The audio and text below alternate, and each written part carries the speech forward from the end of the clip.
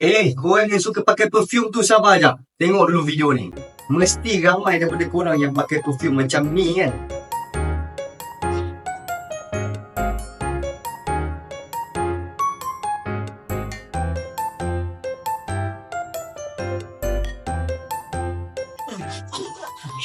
Sebenarnya tak kisahlah korang semua satu badan sekalipun, korang mandi dengan perfume tu sekalipun, kalau korang tak sembuh dekat tempat yang betul, bau tu tak tahan lama juga.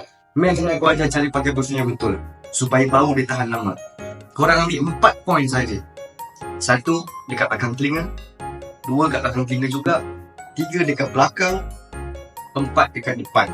Jangan sembuh kat baju banyak sangat. Ada distance sikit, pop sekali sembuh, settle. Kalau nak tambah sikit, bagi extra, bagi keep dia lagi strong, korang sembuh dekat nadi korang sini.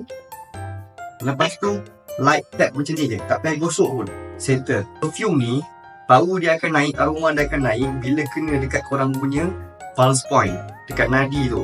Sebab apa? Dekat badan korang, nadi tu lah tempat yang paling kuat habanya. Tak payah nak sembuh satu badan semua, bazir perfume korang je, lepas tu bukan tahan lama pun. Okay, so kenapa dengan perfume ni? Tak apa, nanti aku cerita.